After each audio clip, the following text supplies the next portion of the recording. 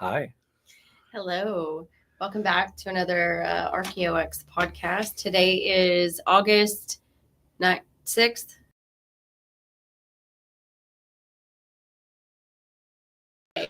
We do. I don't know what day it is. I No, don't know. I don't know what day it what's is. important is that we got Wednesday down and it's in August. I think that's a win. I can't believe it's like we're already in August.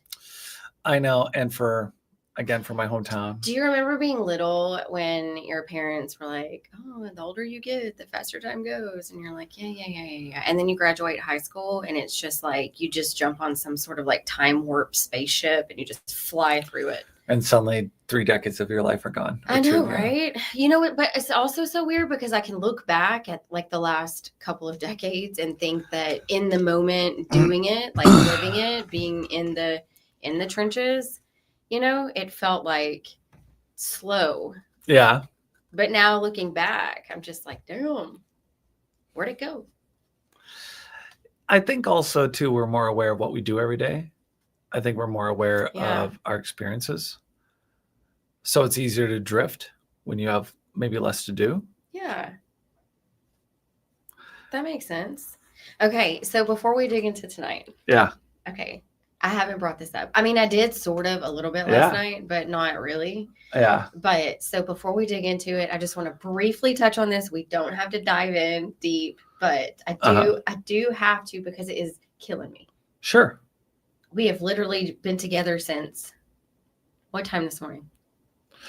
Zero idea because we were climbing, which doesn't count. And right. Like, what about it? But I've been fighting all day not to bring this topic up. What?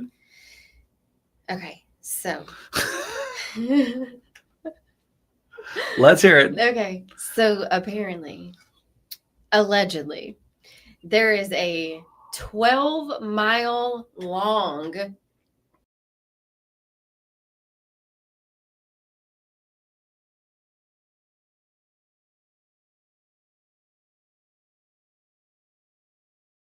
get us. And I don't know why. First of all, why? So some people are like preparing, right? Like, oh, we're preparing for this because what they're saying is, I guess, given where it's at in space and how they could determine, even if they're going 130,000 miles an hour and they're like, yeah, they're going to be here October 29th. Cool. Okay. And then now they're saying like November. Some people it's like October 29th and some people are saying it's November, but whatever. So whenever it is, I'm just like, well, what happens if they kick it into high gear and they go a little faster, or what happens if they decide they have to like coast through some space? You know what I mean? How do we actually know it's going to be November? And so now we're preparing for all of this, we're, to like doing the whatever we're doing. And I'm just thinking to myself, like, how, first of all, like these people or things or beings, whatever they are, if that is what it is, are flying through space at 130,000 miles an hour coming toward us. And why are they reportedly hostile? I don't know. How we know that, I also don't know. But I'm thinking to myself, do we really have a chance? You know what I mean? Like okay, let's be real. You've got some beings on a craft 12 miles long flying through space at 130,000 miles an hour coming toward Earth, and we think we have a chance? Well, to be fair, 12 miles doesn't get us sometimes between counties. 12 miles is not really far when you think about... Yeah, but think about what the damage a 12-mile long craft could do. Okay, actually, I can tell you that. If you like Did you just do that quick math in your head? Yes, okay. Actually. Well, more so. So there's in Greenland, there's a crater impact with a 19-mile diameter. So 19 miles across, there is an impact crater, and they're basically saying maybe 60 million years, give or take. So when we look at a catastrophic event for the world, a 19-mile wide diameter meteor impact was significant. So if you think about the kind of thing that would survive the ionosphere, that would make it to the planet at 19 miles in diameter after it burned a little bit on entry. That's pretty significant. So the reality is that no, but I would say that it would be, lean into it. But really, that's the subject here, is like you have a meteorial impact in Greenland. And here's the other thing: the impact. No one ever talks about this. We think Greenland is like by Canada, and we are where we are in the North Pole and the South Pole. What we don't think about at all, I think, is like at 60 million years, where on Earth, and what if it was older? So as a pole shift goes, the Antarctica used to be tropical, the North Pole used to be Greenland. So what if the impact crater actually hit us when at 60 million years, it isn't really 100 million or a billion, but what are we talking about in reference to the Earth's spin? I mean, where was the Earth when that meteor hit Greenland? I don't think it's obviously relative to, I mean, it's not important in time. It's obviously relative to where everything is on the planet. But still, it's really interesting to me to think, like, was it the coldest or coolest, or was Greenland, what was the direction of the impact of the meteor? Would we be able to know more about where it came from and what else would be coming at us? So like this 12-mile long thing, I just wonder, it's like, okay, it's not 19 miles, but 12 is pretty big. But is it the size of a moon, or is it the size of just a craft? Is it like a really long space shuttle? In which case, how big of a dent can it make? It's not like it's a world-sized 19-mile diameter ball, right? Right. It could just be like, what if it's made of like super high-tech tinfoil? So, it hyper speeds into it and turns into like an aluminum foil container. Like it just crushes itself. So are you concerned at all? I'm not concerned at all. Well, so here's the thing.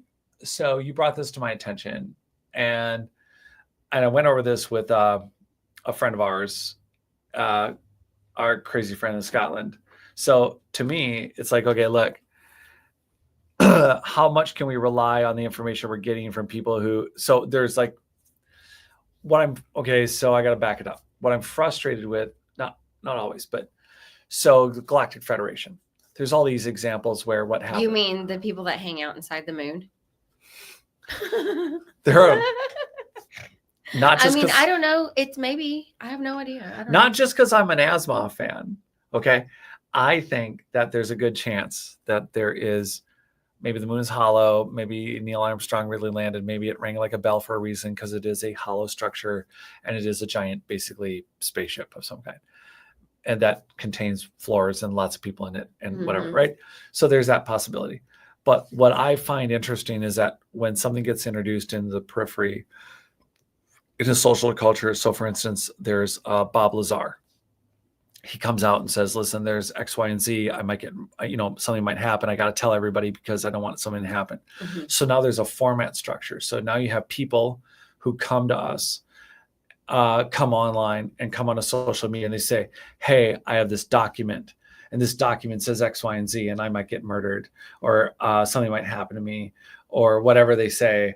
So the thing is that they're qualifying, they're doing, now it's a system. So now they're introducing a subject via a document that they could have wrote in Photoshop or whatever. And what they could do is then create, the story goes then that they can put out something in real time in visual social media and say, listen, here's my thing, and it might be a problem if I explain this. And so when we have the actual sightings by Ivy League schools and what have you, the top scientific systems on Earth going, hey, look, there's this thing coming at us. And it's like, no refuting that, because you have these physicists saying this is a thing. It's actually coming at us. We think it's about X size, right? So there's some basic science behind that. But then what seems to be happening is that people have gone online, and then they've taken the information, and they've basically said, okay, well, look, this information is also accurate because of X, Y, and Z. So they're saying, hey, you have to listen to me. And so there's enough belief in that, in what they're saying, because there's now been examples of people doing that.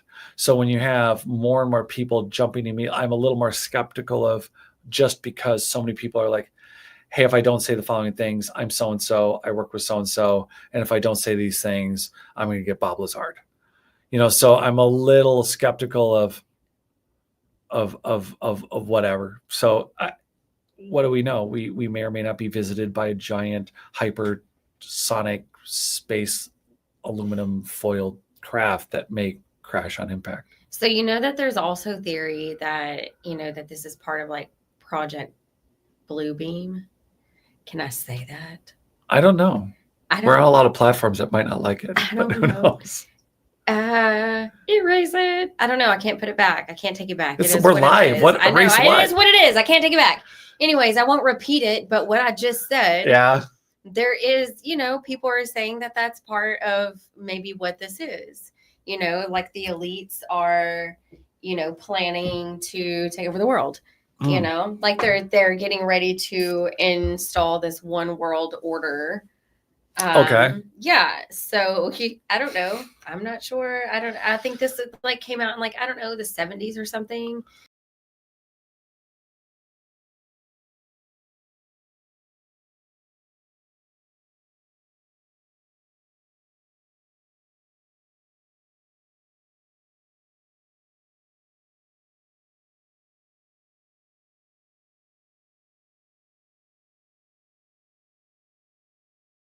Just what I read.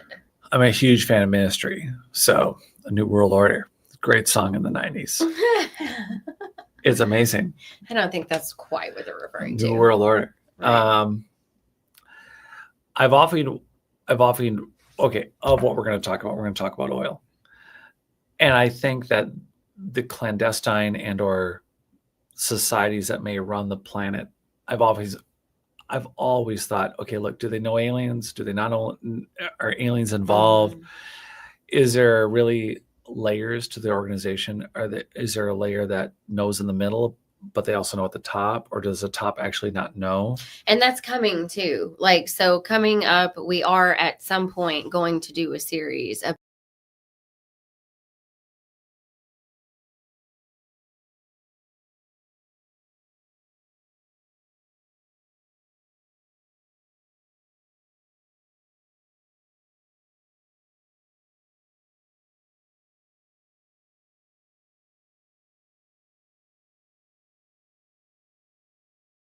That's going to be a fun thing.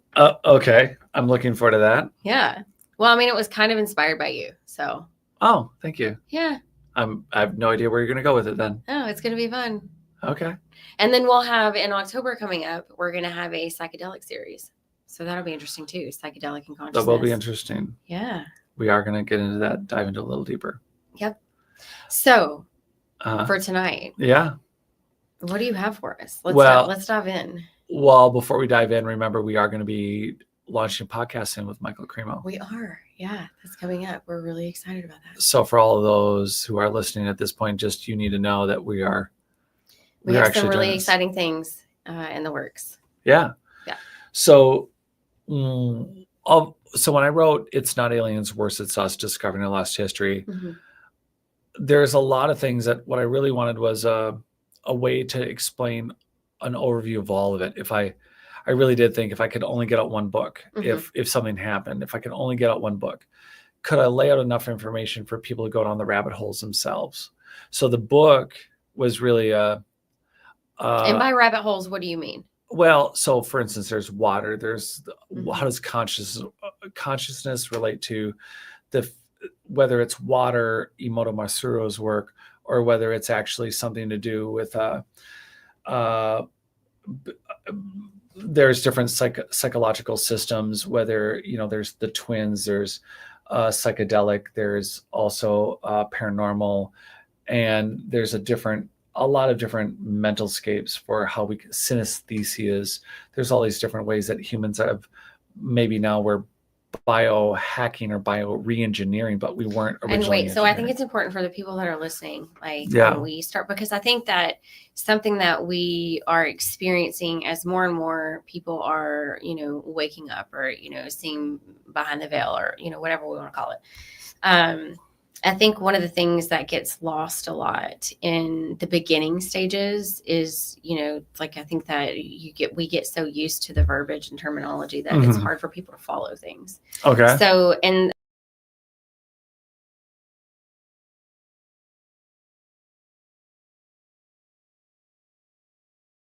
don't know, because that was a term that that's a common thing for people to experience, I think. No, I mean, not common, 20%. Yeah, but it's a subject that a lot of people don't talk about.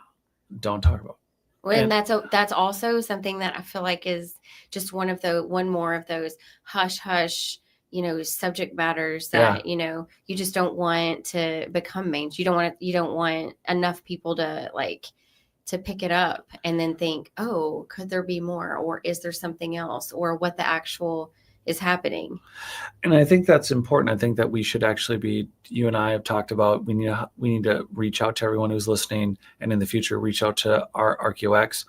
We need synth leads. Those people know who they are. We need them to contact us. Absolutely. Because I think the combo, we've discussed this and they might already have input on it. I think it's going to ruin anything, but the way they look at Corinthian columns, certain musics and frequencies and energies, I really think we need to dive into it with an actual synth lead. I agree. So if you are a synth lead, please reach out to us. We'd love to have a conversation. Yeah. And but explain, so those that are listening, explain what that is. So synesthesia is an ability it affects all 5 senses of the human experience. So hearing, sight, sound, touch, dimensions, like there's dimensional synesthesia where you can go 5, 4, 3, 2, 1 and actually see the numbers, and they come closer and closer to you, like an onboard display outside your body. People describe fireworks where they're visualizing and seeing, whether it's smells, sounds, visuals. Things can create something within their mind's eye that no other people can see, but they can also combine colors and numbers. So like a color could be a number, 5 could be yellow could be a 5. Or sounds, same thing. Sounds can create these these graphics and these abilities that are creating what would be an entirely different human experience if we were all connected to the earth that way, if we were connected to archaeology, architecture.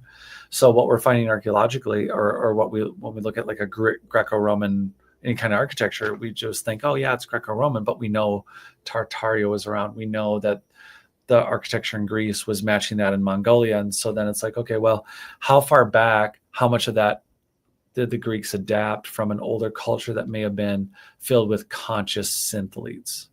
So you asked a question about explaining synesthesia. Carl Jung and the early modern psychologists started exploring it. The Romans understood it to a point. People have known of the abilities. Individuals, I've met synth elites, but the abilities seem to be more maybe human engineered in some past time. So that covers it in general. I think so. Yeah. And so, but let's talk just for a second about like how that would affect building nowadays. So if we were to incorporate those abilities in the way that we design structures that we live in. Would it be cool to you?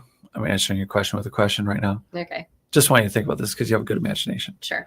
So what would it be like for you, based on the touch of the fabric of the clothes that are on your body? Mm-hmm. What would it be like to have that touch, but rather than having earbuds for music, what if the architecture around you and all the visual art that you saw actually spoke music to you as you walk? Uh-huh. That's what you would experience. Is that would be magical. Yeah, because I mean, could you imagine how you could literally design your home to amplify a good mood on a daily basis, like just waking up and especially if you could attune that music to specific bodily frequencies, whether that's healing frequencies, or you're healing certain, you know, illnesses, or you know, whether it's inflammation or illnesses in your organs, or your, you know, physical illnesses or mental whatever it is. Like if you could, you know, because there is that we watched that TED talk when I can't remember who it is, but Dr. Anthony Holland. Yeah, probably that one. Cures cancer Yeah. in a petri dish with that the frequent. Yeah. Okay. So that one. So I mean, if you could imagine, like if we could tune our bodies, our natural frequencies in our bodies to.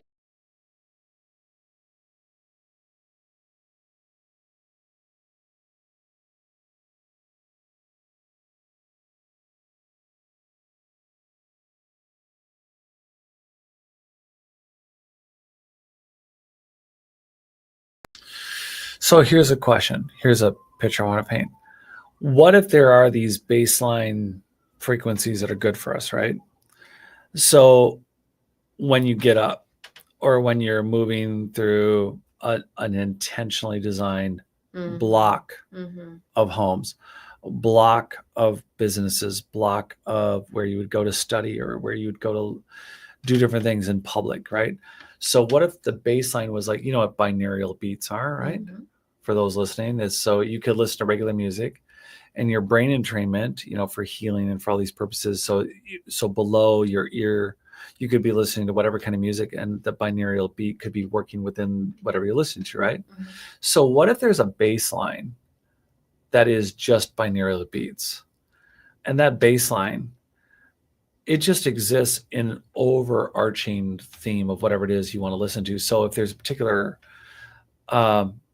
we think of city forefathers, a lot of people, that it sounds like such an old term, but believe it or not, cities these days are supposed to be designed by forefathers, which have a grand plan for where parks go and how people are going to live and how the trees are going to look. Wait a minute, what are you talking about? All What cities, are you talking about? all cities have forefathers. Yeah. Not but what are you saying they're supposed to be designed by the forefathers? Well, so for instance, so we go down the street right now, and there's an Art Deco place, and there's a Victorian place, and there's a modern building. None of it makes sense. But for what we've seen of, say, Roman or Greek or Egyptian or Peruvian, you know, Aztec or Mayan, we see ruins and we think, oh, there's this like congruent theme through all the structures. Well, one thing's for sure is like polygonal construction is identical on all these continents, but would there be something then said to the actual colors, the things that would affect if you're a bioconscious synth-elite society? Would you be able to connect the music, the binaural beats of what would be frequencies for healing and basically like the things that would keep you healthy? Could that be just a low level binaural beat, whereas instead you could walk along and what you're experiencing based on the colors and the architecture and the designs of the streets and the plants that are resonating around you and how it's all curated, would that experience for a synth elite, if that's what we work consciously, would it be a higher symphony or an opera or a song, or and then the subbeat that's always there are the healing frequency, the healing binaural? Would they be with the very existence of the plants and the frequencies and energies that they're vibrating and that we're experiencing through our skin? Would we be hypersensitive enough because one is touch synesthesia, where we can watch, on one hand, the elementary part of it is you can watch two people hug or shake hands, you can feel it. But what if we were to take it a step further? What if the very existence of the frequencies that we require within our human body are not only within a binaural beat, but within the plant energy and everything that's around us, so that we're absorbing on a binaural level, not a conscious or like, have to stop and go or rub your feet across the carpet to shock somebody. What if you're just walking and the healing frequencies are coming, not only on a binaural level, but you're getting it from the plants, so that your onboard experience of your like higher self is the music you're hearing is really a composition of the forefathers layout of the streets you're walking, or the buildings you're walking in. So maybe there's a leeway so you can hear this overall symphonic tune as you walk down the street. So do you think that in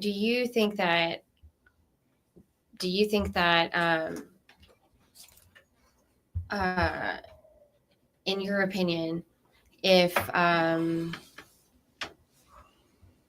is that the ultimate? Like if we're here, let's say we're here to connect and expand our consciousness, and we know that we are, all connected, and not just among beings on the planet humanity, but with the plants and just fungal networks and all the things. So where there's this interconnectedness among all organisms and beings, right? And so we are, currently researching and trying to, reestablish a connection between all of these different things in the company and in between us and in our research. And so do you think that if you've reached that level that you've made it, or do you think that there's more to unlock after that? Because what I'm envisioning is a society in which like all of these people are interconnected in this way, right? Where synesthesia is just like a normal thing. Everybody's born with it. Everybody has it. Everybody, it's not actually a thing. It's just what it is, And I think about what that society would look like and how it would function, and the productivity and the joy and the love and the interconnectedness and acceptance and the lack of, the absence of hate and all of these things that I think that you would experience in a society that would be that interconnected, And so like, if you've reached that point in society, it seems a little bit euphoric almost. And so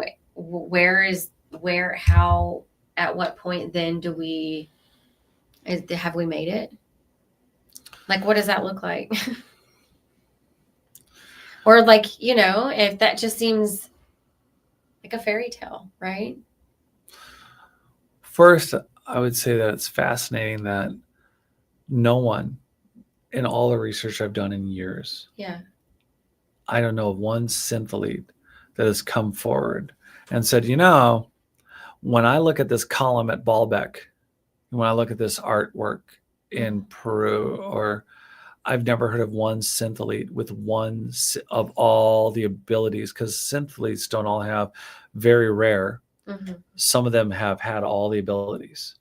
That's happened. One of them was observed during the Carl Jung period of the birth of modern psychology. And I believe he was Russian, and he had every ability and like a computer, did not forget a single thing he did on a daily basis. He had actually isolated, it's pretty sad. He had to isolate his mind. But the point is, though, is that in all the research I've done in all the years about ancient prehistory, extreme human antiquity, at no point has anyone ever, that I know of, actually, and I think we could look this up. I've never looked it up, but I've never thought to think of a synthelite as someone to interpret the actual architectural structure, because there's elements missing. One is, what were the original colors? Colors also resonate frequencies. So it's super important. So follow this. The chemistry, so I have a mug with colors. Those colors are where a technology, and we talked a little bit about Monet and about, and about different of the contemporary painters that made a color, right? All I'm saying is that the colors could be very much just one component of a synthelite's ability to interpret architecture. And I think it might help us re-engineer the sound and frequencies of what's left of the remnants of a pre-extreme human antiquity society. So the colors on something like the columns or the construction of the Parthenon, or I'm thinking of the Great Pyramid, the colors themselves would be part of a way to determine whether or not you're dealing with the engineering of what we should interpret, but no one's ever asked any, ever. So I don't know. I don't know what. Okay, so this has been fun, but now we're a little bit behind. and because we're halfway through here. No, the 837. I know, and we haven't even dove in yet. So can we do that? Let's do that. Yeah, well, we just made literally a plea for Synthlease to come forward, which we've never asked. Yeah, and I think that's so important. I think that's something that coming up that we can kind of sneak into the series moving forward into, like the architects of reality and consciousness and all that good stuff. So I think maybe we need to add that, sneak that in somewhere in the series. We need the request is going out now. We need Synthleads. Synthleads, anybody. All of them. It doesn't matter how many abilities you got. We'll piece it together. I'll love you. Yeah. So please come and contact us at ArcUX. Yeah. So officially, you're saying you want to get into some of the weird evening stuff that we were actually going to talk about like 20 minutes ago or something? Yeah. Okay. I do. I'm ready. Let's hear it. So we have a few subjects to talk about over the next couple of weeks. Yeah. This one, though, is about oil because we got in a conversation about the origins of oil. Yes. So when I was, again, going back a number of years, 6-7 years, I got into, okay, oil's fossil fuel because that's what I've been told. And then when I went down the rabbit hole, many hours later, it comes to the attention that it is unlikely that random dead things could account for the construction of something that is pulled up by the billions of the barrels on a daily basis. It's not likely a fossil fuel. So anyway, we got into that. But also, what is oil? Is it the Earth's hydraulic fluid for moving the plates around? Are they artificially, is the Earth a design? Are we not just on a terraformed empty ball, but are we on an intentionally designed giant global spacecraft? And then we got into how does oil work? And if we're yanking it out of the ground, are we depleting what is a limited, not fossil fuel? So what is it? What does it function? And can we just keep yanking it out of the ground? I think that's where we had landed before. We're going to have a conversation about it tonight. There's a lot to unpack in that. Oh, and I haven't even started because you told me to look. I know. And this is what's been really funny is it's been eating at you all day long. All day long. To be fair, what's eating at me is I know what your reaction is going to be to some of it. Okay, well, give it to me. I can't wait. Okay. So on the note of oil, so first thing I want to lay down. This is about, for everyone who's listening, who automatically there are people who are going to try to step out of this podcast. Don't do it. You're thinking it's a fossil fuel. Okay. Yeah, you were taught that. Here's the deal. Here's the first argument against. Petroleum contains large concentrations of helium gas, which is chemically unconnected to biology. So where are you reading from? So I'm citing a paper that's going to cite a bunch of Russians and American scientists. This is an actual scientific paper, which we could include, I guess, in episode notes. Yeah, and it's 29 pages. Okay. But it's one of many. You can go let AI do the thinking, and you're going to find a lot on this subject about what is oil. So the assumption's always like it's just. Here's something that people, I want to get this out of the way, right? But we're not going to talk about this because we have so many rabbit holes to go down. So let's just think about this. At any era of time, there are X amount of plants and animals on the planet, whether it's 600 million years ago, a billion years ago, whatever.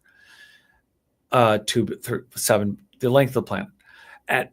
We are saying, and I want everyone to keep this in mind, that if oil was naturally occurring, that the exact, and you're into chemistry, right? Mm-hmm.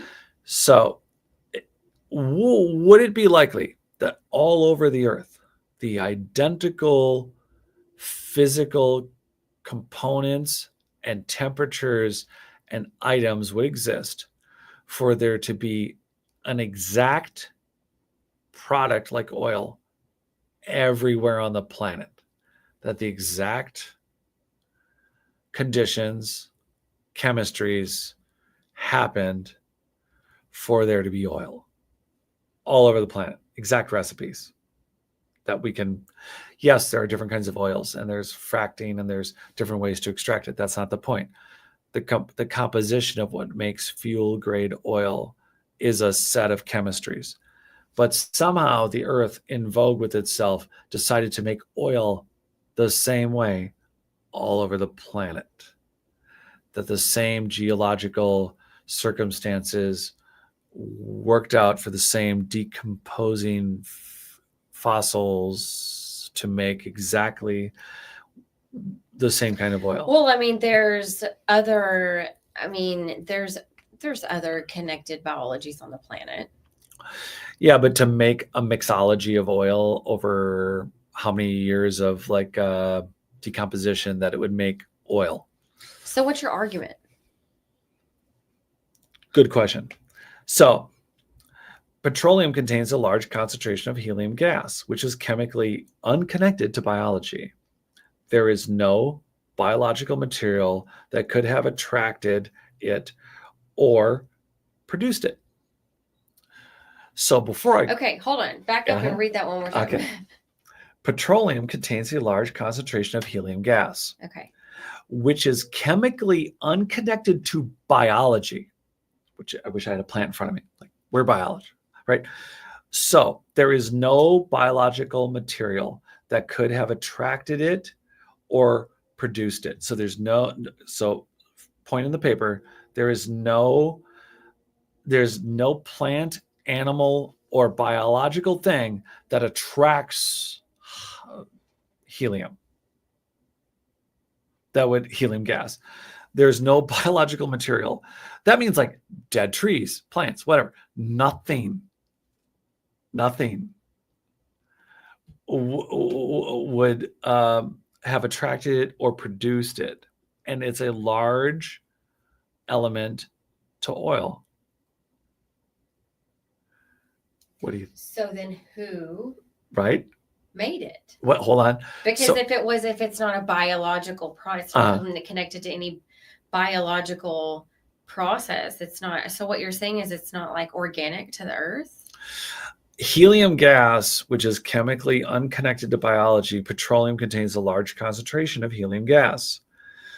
So there is no biological material. If dead dinosaurs or plankton melted and made petroleum, at no point does it go, oh, wait, we need more helium. At no point does helium go, oh, you guys are gathering a big, thick pool of cess. I'm going to hang out with you and make oil. In order for oil to happen, helium has to be added. But there's no biological process that's known to make helium go into what is oil, petroleum. So then where did it come from? Okay. So its origin could either have been primordial as a result. Okay, so here's an assumption, right? Okay, so here's an assumption that primordial, it's a result of alpha radioactive decay of the heavy radioactive elements such as TH or U, or as a result of low intensity nuclear reactions, so uranium, all that. The puzzle is that this non-biological material is highly concentrated by a factor around 1,000 in petroleum. And so are the biological molecules. So in short, if you were to even try to say that it was, it's a coincidence or it's random, that again, it's not a naturally, first off, we already said it's already stated, it's not naturally occurring for helium to show up. But now they're saying that the amount of helium that's within the product is 1,000 times more. So what do you think? Is it? Just like Terra Preta, where did it come from? So it's not. How did it get here? Are we in agreement basically saying that it's not dead dinosaurs? Yeah, probably not. That would have to be an entire planet covered in what, eons and eons and eons of dead dinosaurs to produce this. And it just keeps, it's like, is it self-replicating? Okay, right. Okay, so there's another layer.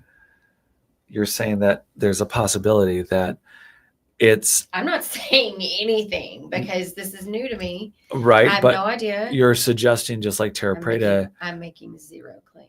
Okay, no, but you're making an observation based on other things on Earth that we don't know who made them, that have higher functions, that oil could be self-replicating, and could be some people out there might want to jump to the part where, oh crap, the fossil fuel is actually a never-ending supply. Some people might want to be frustrated. They're like, oh great, so the price of oil is artificially increased because they're saying that there's no more supply, when in reality it never depletes. So we're paying a premium. Does it never deplete though? If it self-replicates, to your point, if it self-replicates, then it never completes. So why should the price of oil go up? Yeah. If the value and the scarcity isn't there. Right. But. Ooh, this is just like, is this part of, it's part of the system. Is it part of the matrix? Oh, you mean like as an artificial just? No, I mean like this whole creation of the creation of the idea of like scarcity, where they implant scarcity in your mind. You're thinking, oh, there's an oil shortage, and there's actually not, because it self-replicates. So they want the scare tactic, right? So they want the value of the product to be where it is. They're trying to make more money on the short term, and the knowledge, the science behind it. Why expose it? Why share it? Which is like anything else. I just feel like it's this big interconnected web of conspiracy. And if you pull this string over here, then this one goes up, and if you push this here, this comes down, and it's just like this interconnected thing of like I don't know, economic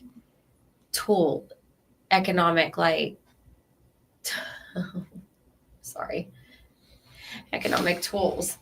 Like, I think that maybe is there, I don't know, like is there a chance that maybe they don't know where it's from, and maybe right, so they use it as a tool to create temporary power and wealth gain on a very, very elementary level. Nailed it. Very elementary. Yeah. But do you think that who is they is another show, but okay. But do you think that that's possible, that they're doing that? Do you think that do you think that they know what it is and where it comes from? And do you think that they know what Terra Preta is? And what about sequoias? Do you think they know that answer? So all of this ties into, so if all the pieces of a bigger puzzle of humanity's antiquity, but also advanced capabilities, when you table the facts, so the point about sequoias, there's no biological evidence as to what they originated from. 1 minute they're here, 1 minute they weren't, and then they're here, as if they were made, like the whole theory on the chicken before the egg, right? So you have, how do you get anything that starts as an egg? If it starts as an egg, it has to be a thing, but if it's not a thing, there's a very uncomfortable fact. Either there's just all these things on Earth that have a missing biological link, or you have a bioengineering society that's just creating different things for different reasons, like, or almost like art. Like maybe the Earth was a canvas, and they were literally painting life into it. Because again, you can't start with an egg. You have to start with something, and there's always this statement. Anyway, minor point. Fine. So no, I'm not. No, I'm with it. I'm 100% in the hole with you. And I'm just wondering. Well, we're going to. I know we're gonna do the series. We're gonna talk about consciousness and the architects of reality and all of the things, right?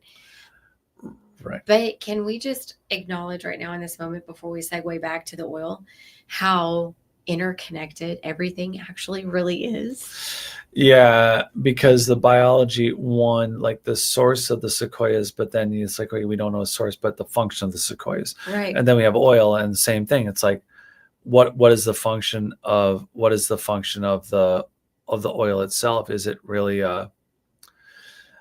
is it not? If it's not it's pretty clear. Just this is just scratching the iceberg of the proof and the evidence. And for those that don't know, because we grew up with Oh, it's from dinosaurs. Yeah. And again, it's like apparently they can die anywhere.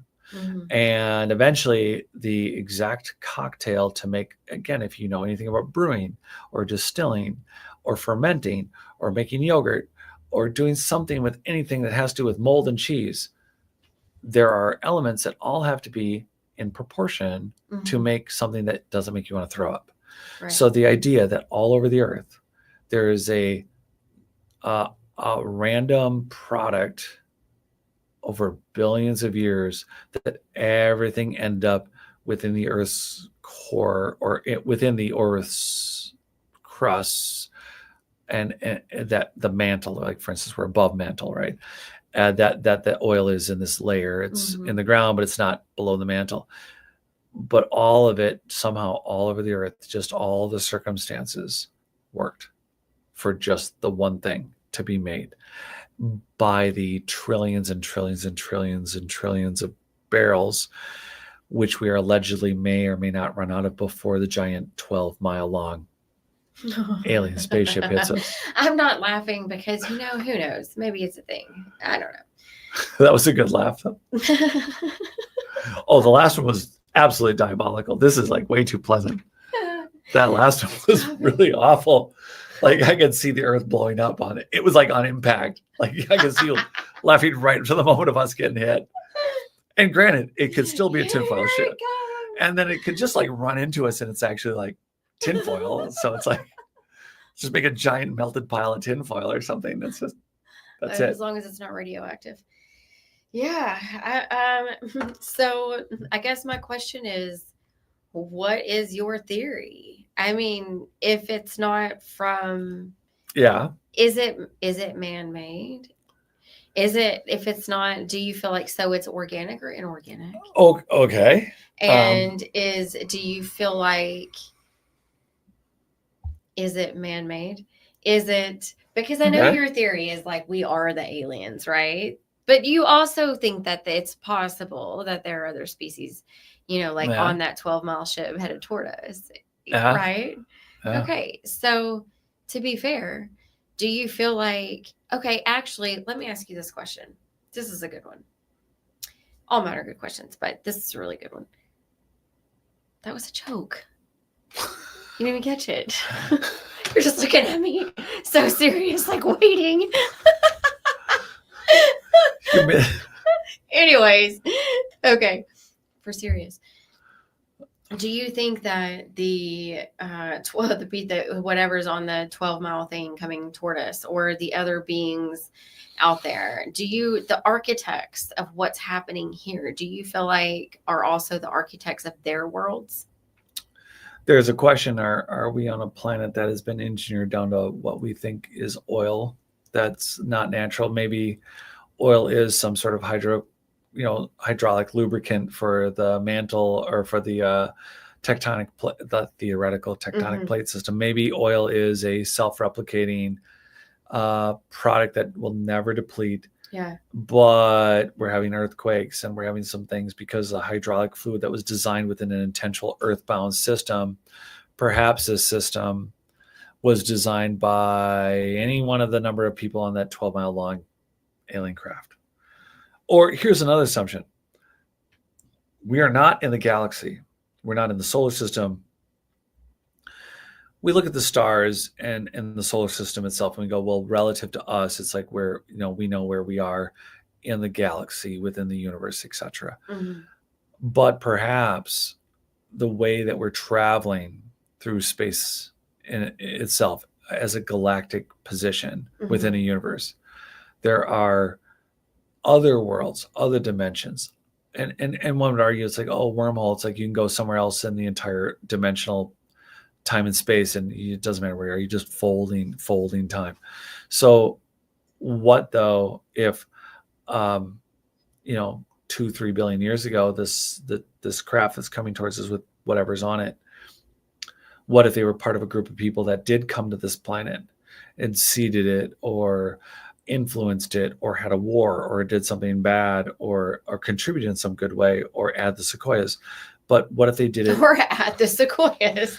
And they're like, well, we'll participate. Yeah, okay. We're going to plant some trees. It's like, oh, you guys are just making up biology?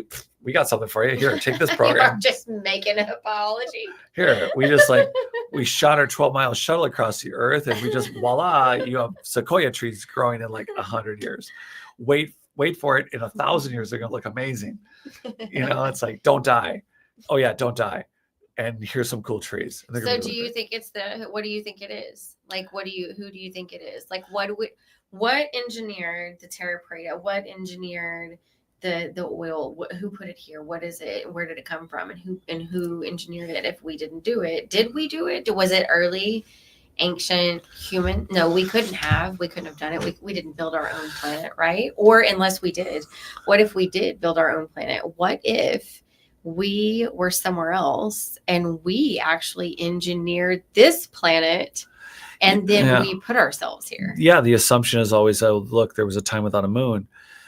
There seems to always be pieces of the puzzle that people get and they think, okay, yeah, there's a time without the moon, and so the moon's artificial. No one ever ultimately says, oh, wait, the earth itself and its construction, which is a little bit what oil is looking like, it seems to be a giant machine grease. Yeah. So the earth itself and the moon could be engineered by people that are whether or not they're on a 12-mile long spaceship. Where were we where was our galaxy? Where was our Milky Way? Where were we in reference to, I don't know, 30, out of, let's just call it 10 billion years. Out of 10 billion years, what system within the galactic or within the universe, where was our galaxy? And was there a world? Was there another universe? Was there another galaxy closer to where we are now physically? 8, 9, 10 billion years ago, and they could jump to us quickly. They were there.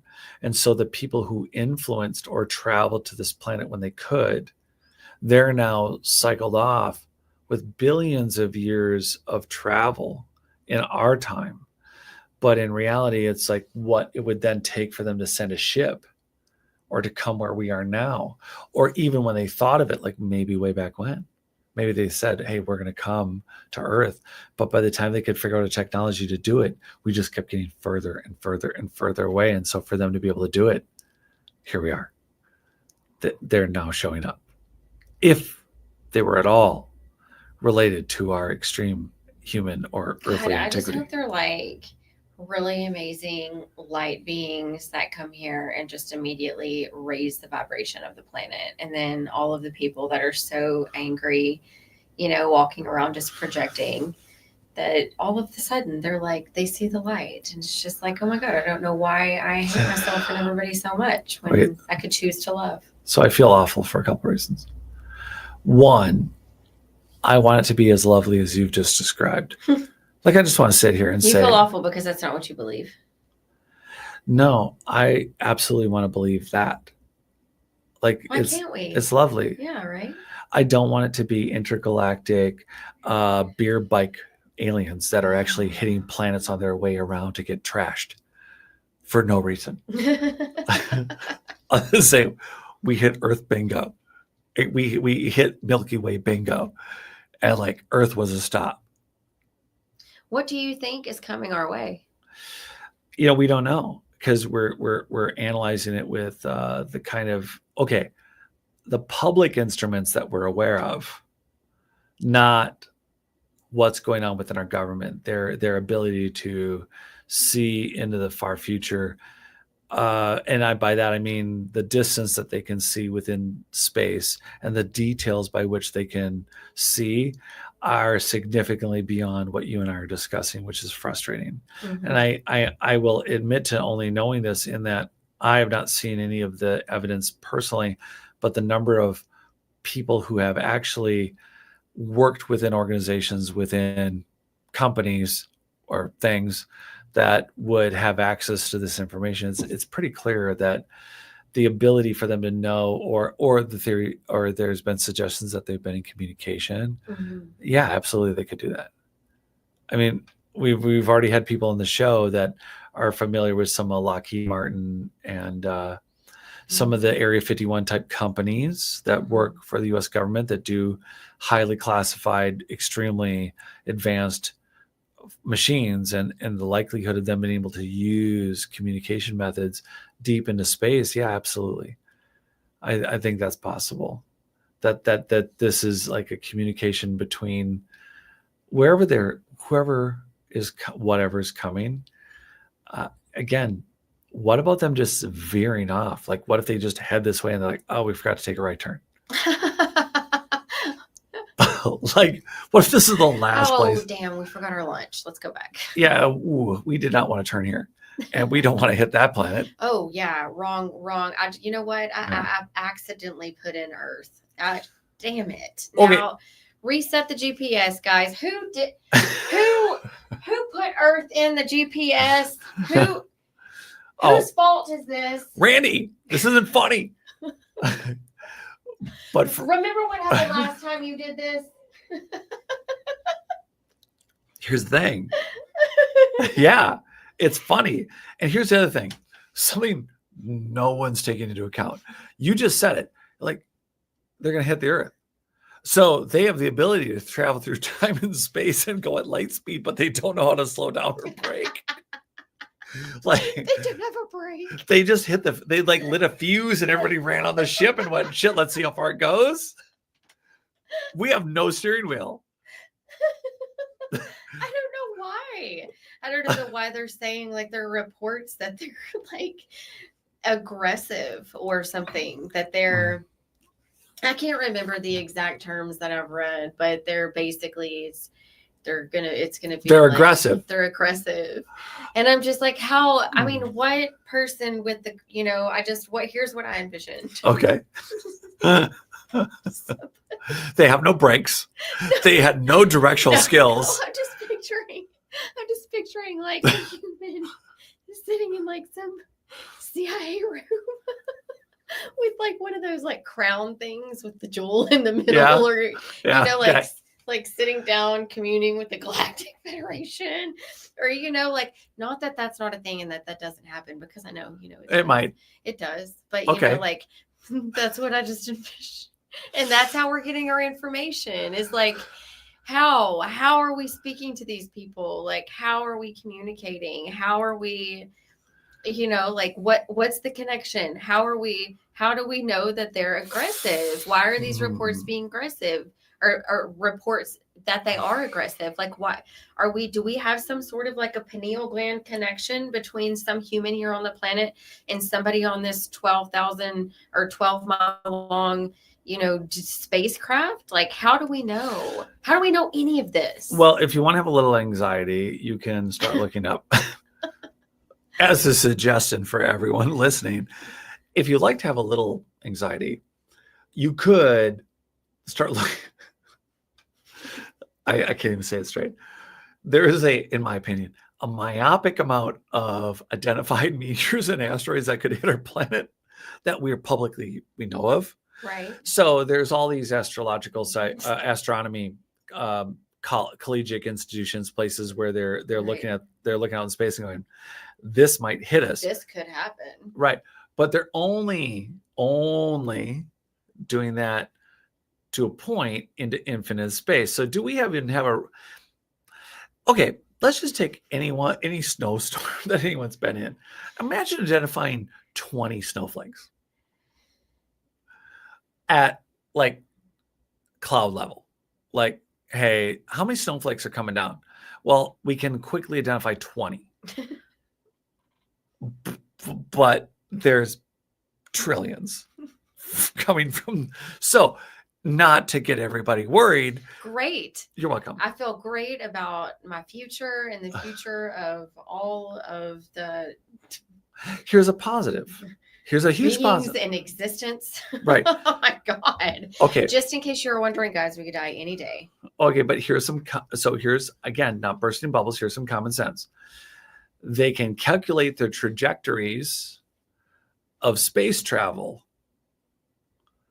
but they can't slow down and not hit the Earth or something. You see,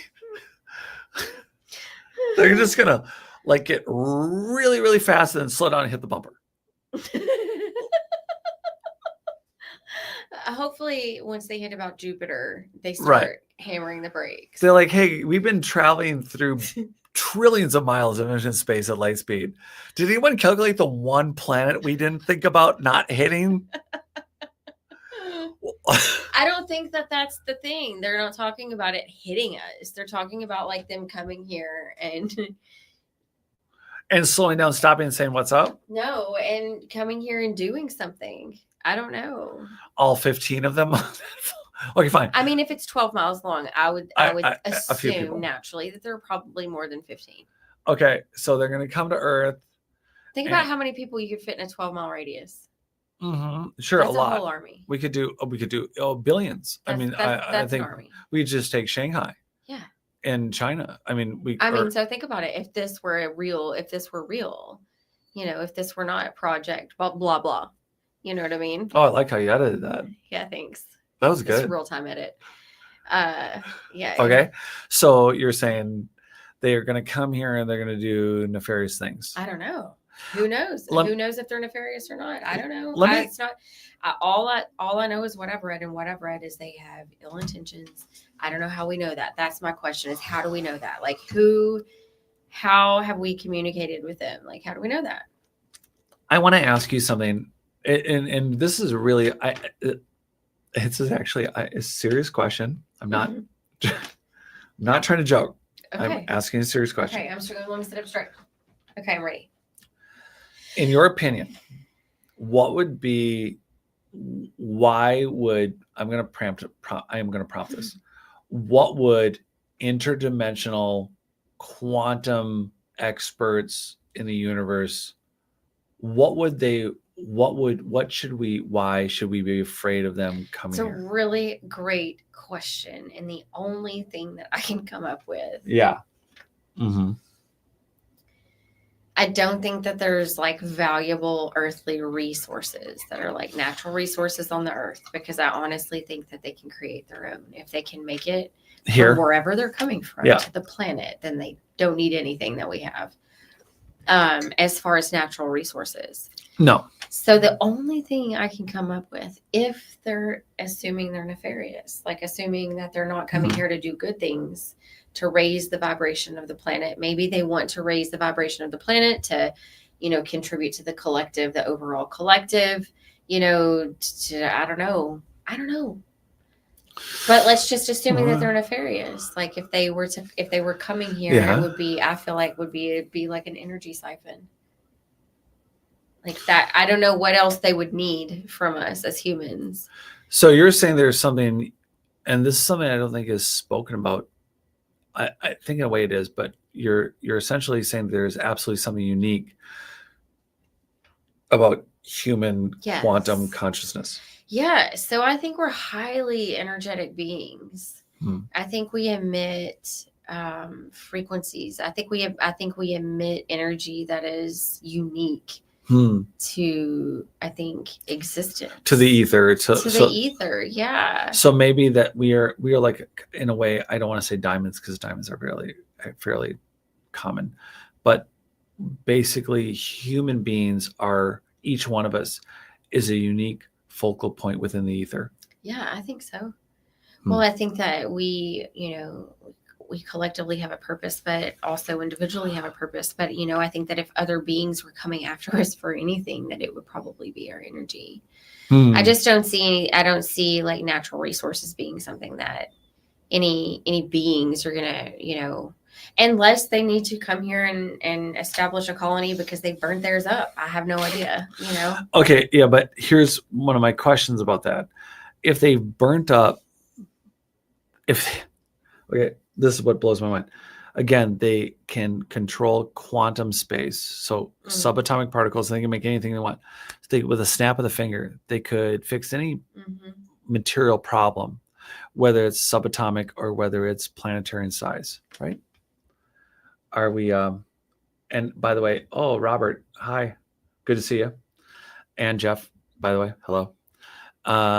We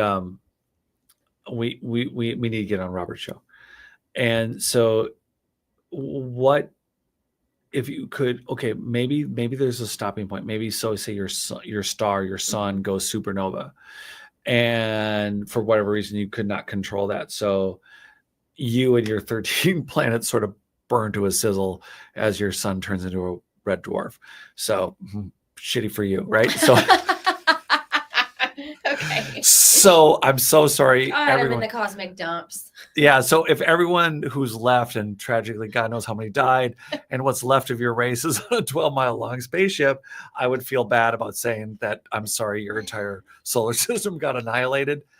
And it's like, okay, look, we could rebuild this from scratch, or the closest planet of what could support Maybe life. they want to coexist. Right. Why not? I mean, we would outnumber them in probably numbers, obviously, but more than likely they could take us out.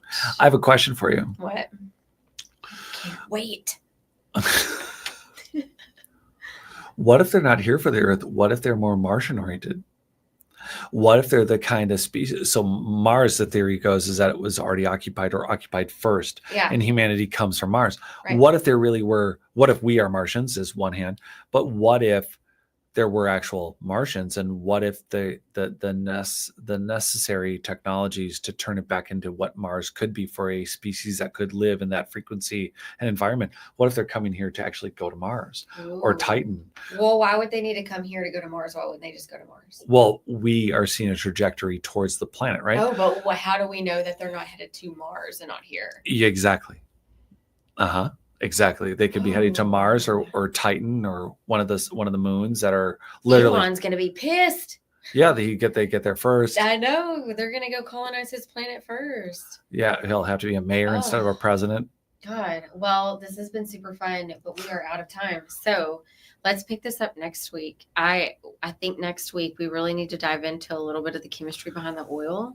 Oh yeah, a lot of oil things. So that we can understand a little bit more about that. We're also going to get into a little bit of the Bermuda Triangle, some disappeared ships, ghost ships. What else do we have coming up? We have a consciousness series, psychedelic series in October. And we still have to talk to people more about, we're collaborating with Michael Cremo, the Forbidden Archaeologist podcast that we're launching soon. Yeah. And of course, I'll give you a tidbit about oil. What we didn't get to were some of the 12-kilometer deep drill holes that have been done into the mantle by the Russians, and the Germans have come close, and the Americans, and what's been going on to actually drill kilometers into the earth. Oh, that's exciting. We haven't discussed any of it. I know. So we'll get to that next Wednesday. So we will see you same time, same day next Wednesday. You shutting us down then. Thank you. All right. Bye, guys. See everybody.